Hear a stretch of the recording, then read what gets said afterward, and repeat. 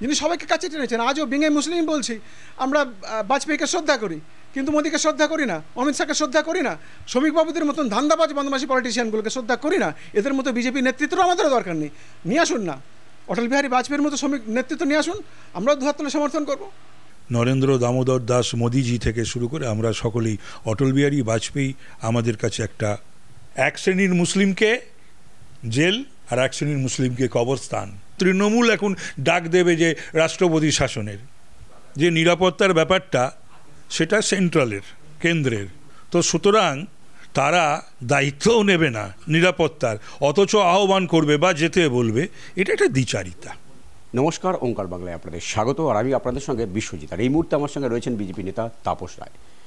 চাকরি ফেরানোর দাবিতে ফের নবান্ন অভিযানে ডাক দিয়েছে চাকরিহারা শিক্ষকরা। চাকরি ফিরে পাবেন তারা। এই সরকার মানে মমতার নেতৃত্বাধীন সরকার, তৃণমূল সরকার, মানুষের জীবন নিয়ে ছিনিমিনি ছেলে খেলা করছে।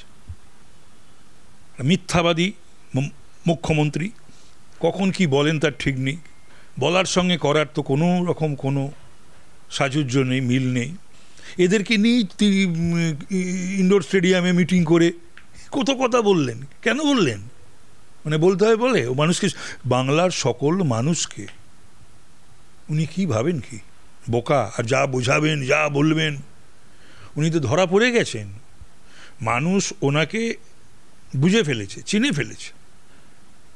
মহিলা হিসাবে সিপিএমের অত্যাচারে অত্যাচারিত হয়ে শেষের দিকটা কংগ্রেসি নেতাদের বা দাদাদের ভুলের জন্য আজকে এই তৃণমূলের বা মমতা বন্দ্যোপাধ্যায়ের সৃষ্টি হয়েছিল। তো আজকে তার মুখোশ খুলে গেছে। তার ভুলের জন্য, তার অন্যায়ের জন্য তার সরকার, তার মন্ত্রীদের, তার দলের সমস্ত পদাধিকারীদের, নেতা বলতে ঘৃণা হয়, তাদের জন্য আজকে পথে রাস্তায় মানুষ বিচারের জন্য। মমতা যতদিন ততদিন কোনো বিচার পাবে না, অভয়াও পাবে না, তামান্নাও পাবে না, অভয়ের মা বাবা পাবে না, চাকরিহারারা। মমতা বিচার দিতে গেলেই ওই যারা ঘুষ দিয়ে চাকরি পেয়েছিল, যারা ঘুষ নিয়েছিল, সেটা বাইরে বেরিয়ে আসবে। সেই নামগুলো যদিও আসবে আগামী দিনে।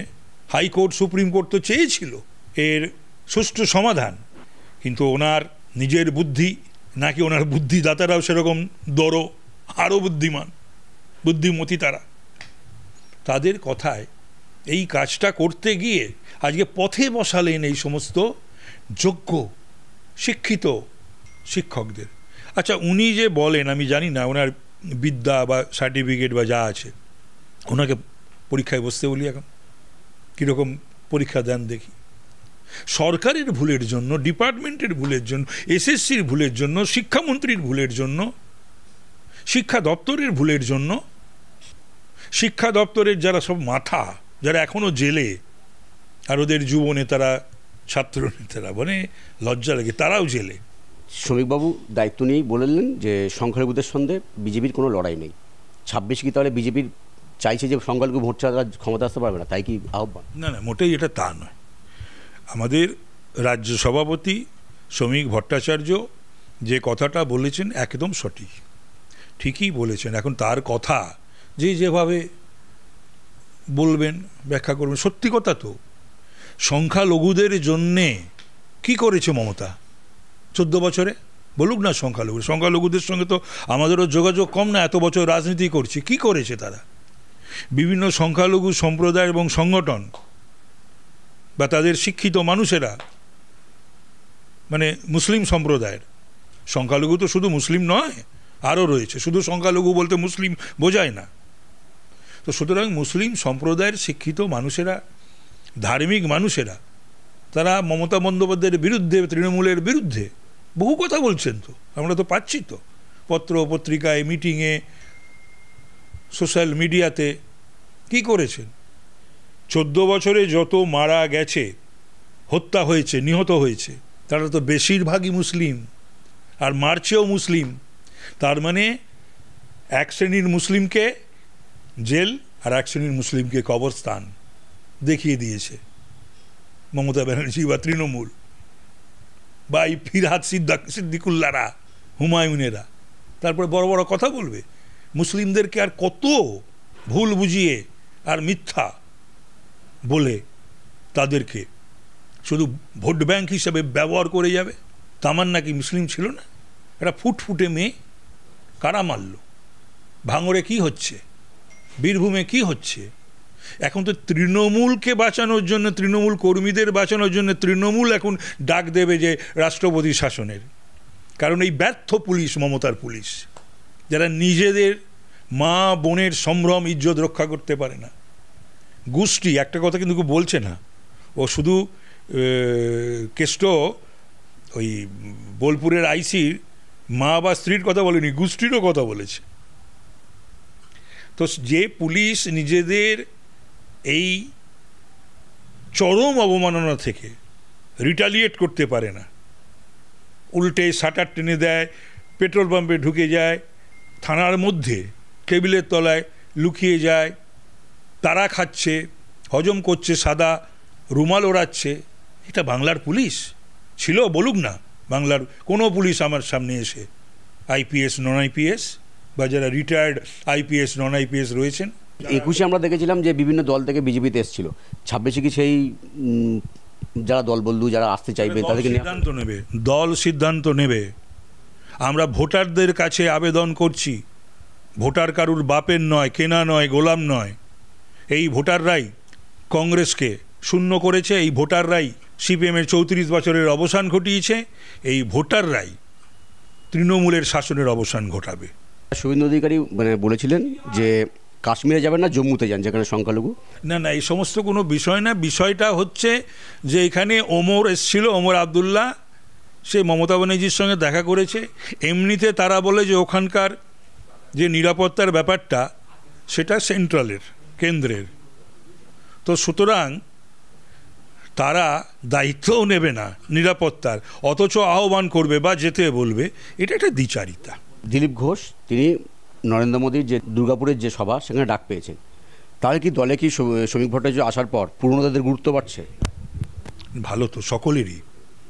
তৃণমূল বিরোধী যে শক্তি, সেই শক্তি যদি বিজেপির সাথে আসে বা বিজেপি গ্রহণ করে, নিশ্চয়ই বিজেপি যেটা মনে করবে সেটা করবে। একটা দলীয়, আমাদের তো একটা দলীয় শৃঙ্খলা রয়েছে, এবং কেন্দ্রের মানে আমাদের যে ন্যাশনাল পার্টির একটা স্যাংশন সেটাও রয়েছে।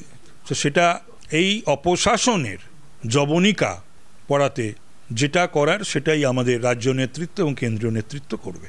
পুরনোদের গুরুত্ব যদি বাড়ে, তাহলে নতুনদের যারা এসছে পরে তাদেরকে গুরুত্ব কমিয়ে যেতে পারে আশঙ্কা। সেটা এখনই সমস্ত যে স্পেকুলেট করা উচিত নয়, এগুলো কোনো কিছু হবে না। আমাদের দলের কেন্দ্রীয় নেতৃত্ব বা রাজ্য নেতৃত্ব বারবার তো বলেছে, যেখানে নতুন পুরনোর কোনো বিষয় নেই তারা তো বারবার বলছে, এবং এগুলো এসছে, তো চ্যানেলে এসেছে, খবরের কাগজে এসছে। ভিন রাজ্যে মার খাচ্ছে বাংলা ভাষা বলার অপরাধে। তৃণমূল কংগ্রেস বলছে বঙ্গ বিজেপি তাহলে কি করছে, অন্য রাজ্যের সাথে যোগাযোগ কেন করছে, হেমন্ত বিশ্বের সঙ্গে কেন যোগাযোগ করছে না? মমতা ব্যানার্জি বাঙালিদের জন্য কি করেছেন? সারা বিশ্বে বাঙালির, পশ্চিমবাংলার মাথা হেঁট করা, মাথা নিচু হয়ে যাওয়ার যদি কোনো কাজ কেউ করে থেকে থাকেন কোনো সরকার, তাহলে সেটা মমতা ব্যানার্জি আর তৃণমূল। সারা বিশ্বব্যাপী আরজিকর রাস্তায় নামলো সমস্ত শহরে, কি হলো? হরগোবিন্দ দাস বাঙালি ছিল না, চন্দন দাস বাঙালি ছিল না, তামান্না বাঙালি নয়? প্রতিদিন যারা মারছে তারা বাঙালি নয়? উনি সমস্ত ভোট সর্বস্ব রাজনীতি করবেন, আর মানুষ বুঝেছেন যে ওনার সঙ্গে র্যালি করবেন, সেই দিনেরও অবসান ঘটতে চলেছে। এ রাজ্যের সংখ্যালঘুদের আপনারা মন পাবেন 26-এ, কি মনে হয়? দেখা যাক, সংখ্যালঘুরা যদি বুঝতে পারেন যে শুধুমাত্রই ওদের তৃণমূল বা মমতা ব্যানার্জি ওদের ভোটার হিসাবে কদর করে বা ব্যবহার করে, তাহলেই তারা সিদ্ধান্ত নেবে। তারা তো কংগ্রেসের ব্যাপারেও সিদ্ধান্ত নিয়েছিল, সিপিএমের প্রশ্নেও তো সিদ্ধান্ত নিয়েছিল। সুতরাং এই সিদ্ধান্ত আগামী দিনে মুসলিম সম্প্রদায়ের মানুষেরা বা নেতৃত্ব বা ধার্মিক মুসলমান, শিক্ষিত মুসলমান, রাজনৈতিক মুসলমান, বৌদ্ধা মুসলমান, তারা নেবেন।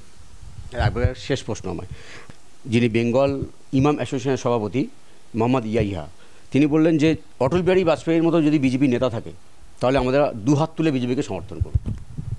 আমাদের দলে সকলেই অটল বিহারী বাজপেয়ীকে তাদের নেতা মনে করেন। তিনি আমাদের তার দেখানো পথেই আমরা সকলেই হাঁটছি। নরেন্দ্র দামোদর দাস মোদিজি থেকে শুরু করে আমরা সকলেই অটল বিহারী বাজপেয়ী আমাদের কাছে একটা নিদর্শন। দায়িত্ব নিয়েই রাজ্যের সংখ্যালঘুদের বার্তা দিয়েছেন নতুন রাজ্য সভাপতি শ্রমিক ভট্টাচার্য। বিজেপি নেতা তাপস রায় মনে করেন 2026 বিধানসভা নির্বাচনে এ বাংলার সংখ্যালঘুরা বিজেপিকে সমর্থন করবে। ক্যামেরায় রবি দত্তের সঙ্গে বিশ্বজিৎ হালদার, ওঙ্কার বাংলা।